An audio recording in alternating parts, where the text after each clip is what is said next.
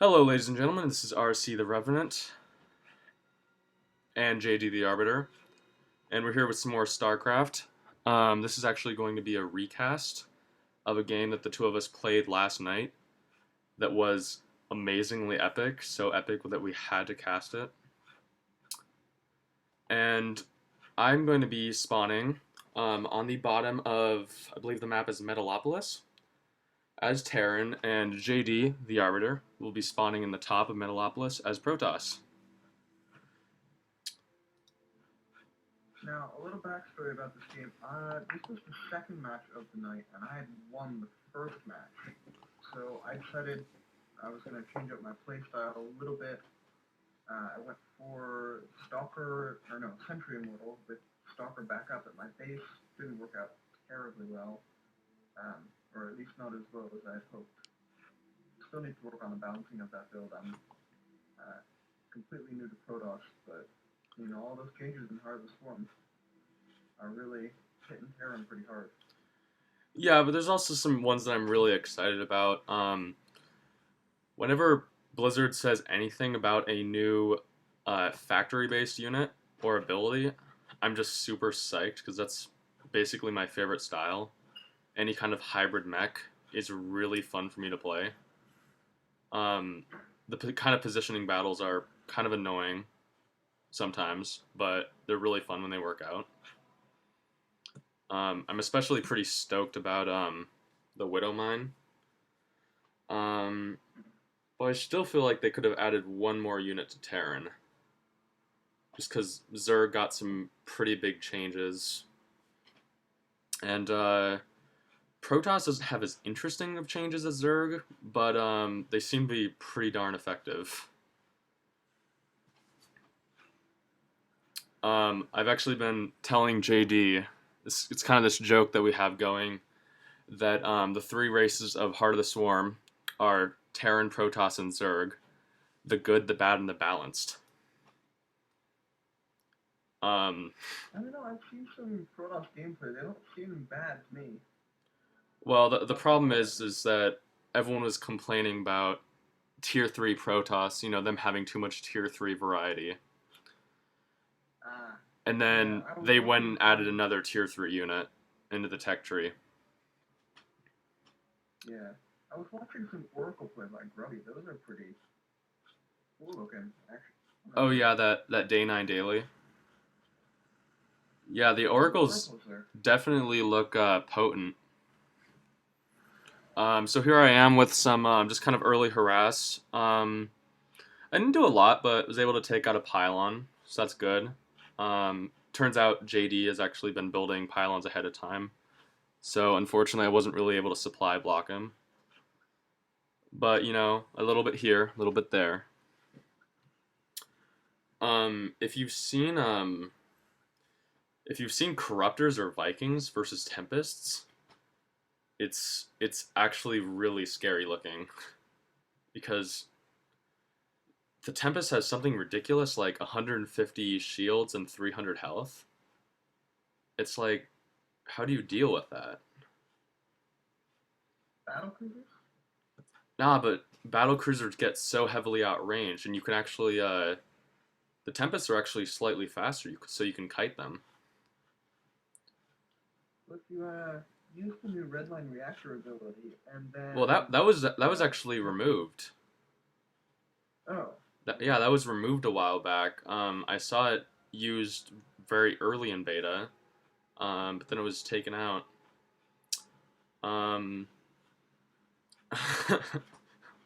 Battlecruiser rushes would have been all the more potent. Still, if you can pull off a Monocan, that's 400 gold, so that nearly kills the Tempest. Yeah. I'm thinking Marines are pretty darn effective against a wide variety of air units. So maybe if you can catch the Tempest out of position. But there are certain spots on maps where you won't be able to fire at the Tempest unless you have air units. So that's what I'm kind of concerned about. But the new changes to the Thor seem like they're actually dealing with that well. Because I think the Thor it now either has like equal range to the Tempest in its high impact mode, or it's like one less or something. And of course I the haven't seen a lot of the newest changes to Terran. it's really nice. Basically, the point of high impact mode was to give mech an option against um, predominantly tier 3 air, especially Yeah. against broodlords and tempests and carriers. Because it now allows them to basically hold their own range against them, without so much kiting nonsense, like the battlecruiser has to deal with. Um, and with the standard versus air attack for the Thor, it does bonus damage towards light, but significantly less to anything that's not light. So by doing a more powerful single shot attack that doesn't do splash, there's a lot less DPS being cut out by, say, the Broodlord or the Tempest armor. Um, but still, I kind of feel like if you have just 2 or 3 of the tier 3 air units getting hit by the splash attack, it's still better than high impact mode. So I'm thinking that it might get a little bit of a damage buff, um, but I think it's really too early to say. Um, those changes are still only like a week old or something. Yeah, all the balancing issues are actually really kind of interesting. The things that you don't think about, where people just start exploiting new changes in ways that I wouldn't even imagine of using them, and then Blizzard has to deal with that. Yeah, I really like the idea of the drilling claws upgrade for the Widow Mine, because it really gives a reason to go Widow Mines later in the game. The drilling claws upgrade basically makes your Widow Mines burrow in 1 second instead of 3 seconds. And with the Widow Mine's pretty decent movement speed, you can like kind of do hit and runs if your enemy isn't prepared for it. Yeah. So here I'm kind of Yeah, building. Oh, go ahead. that's one of my problems with siege tanks. Actually, is uh, you can't really do hit and run with them because in order for them to be effective against groups, you have to siege and unsiege quickly. So I kind of wish there was an upgrade for that to make that transition faster. I feel like it would make tanks more viable against a faster force.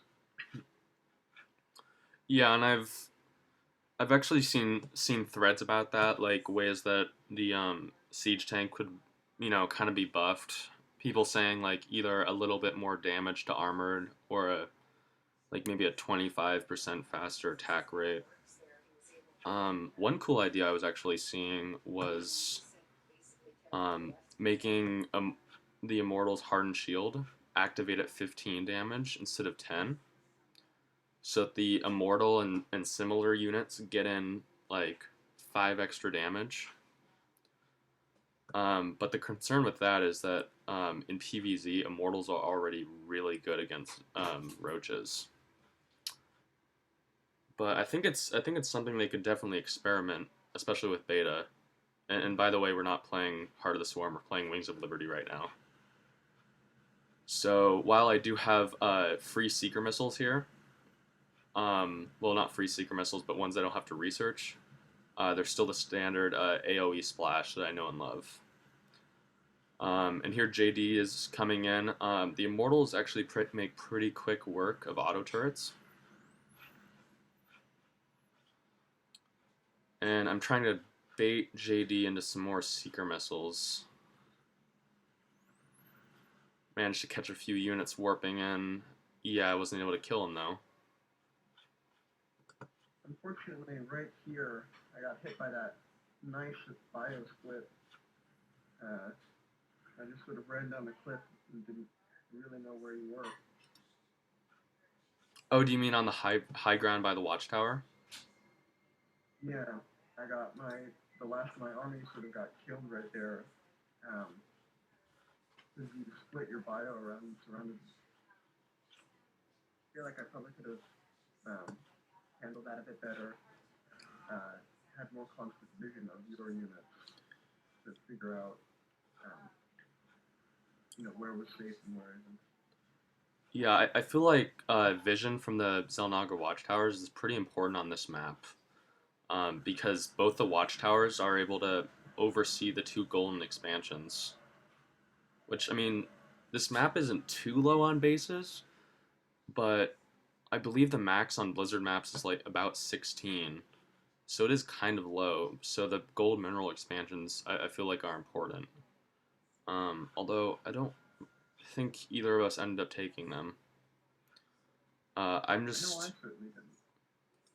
I'm just making an effort to expand um, on kind of my curve of the map.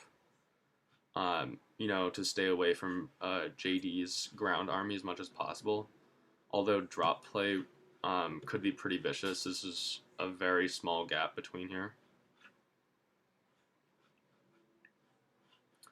And here, JD is coming in with quite a scary amount of colossi. Yeah, this And was sort of my last hope for winning, and then these Ravens rolled in and I just lost it. actually, I think the Ravens are out of position. Oh yes, they're up using auto turrets on your third base. We must be at different points in the video then. Oh, do you want to pause and we'll resync up? Alright. Okay, I'm at I'm at 2901. yeah, see, I'm a couple minutes ahead of you. Oh, well that explains things. Yeah, I'm sort of at the moment where I have my last hurrah come in and destroy the natural expansion. I was about to walk up and start killing these racks, but the Ravens just sort of rolled in and killed me. Alright, do you want to come back to 29 minutes? Alright. I'm just at the point where my bioforce was split in two, so a bunch of them just died, and I have a bunch of medevacs that are all lonely. Yes. Alright. Are you all synced up? Yep. Alright, initiating in 3, 2, 1, go. Here the Colossi and Immortal are coming in to deny my third. This is kind of painful. I'm running very low on minerals. Actually, I have no mineral income now, which is unfortunate. And I wasn't really able to do much damage with those Marines. I also have my supply depot wall kind of backfiring.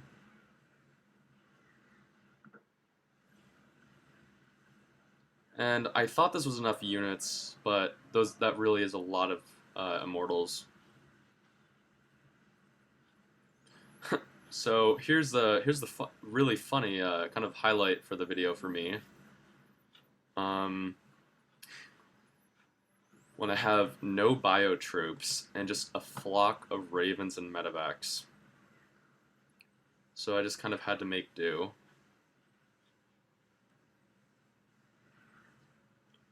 Actually took more auto turrets to destroy the Colossus than I thought it would.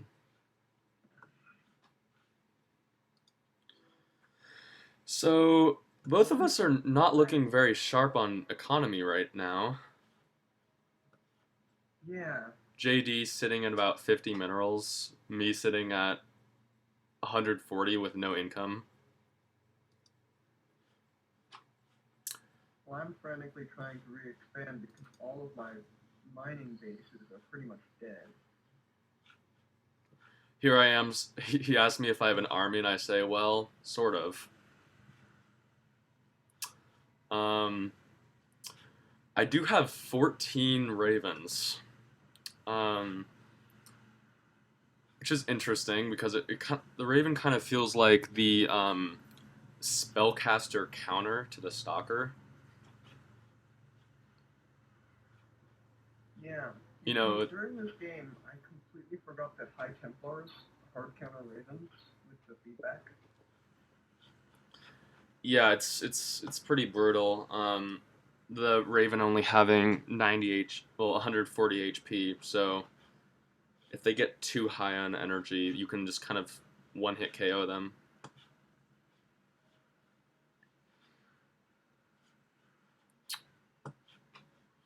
So we're both kind of having difficulty remaxing. I was able to retake my third. So that's kind of starting to kick into gear. We have JD coming below one of the watchtowers to come in for an attack.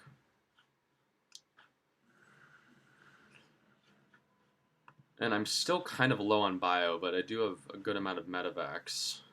Just placing auto turrets to try to defend.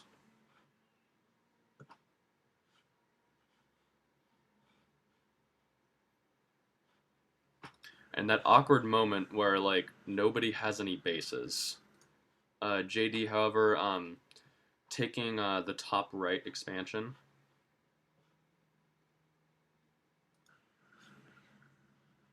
Destroying the Yeah, at statue this of point I Minsk. mostly knew at this point I mostly knew I was dead. Uh, with 26 food, um, and that 8 of that probes, I at this point it's really just sort of wait for the auto turrets to kill me. You know, I believe I think I missed the big Immortal Sentry versus Bio push uh, that kind of trashed both of our supplies because I was watching Raven harass.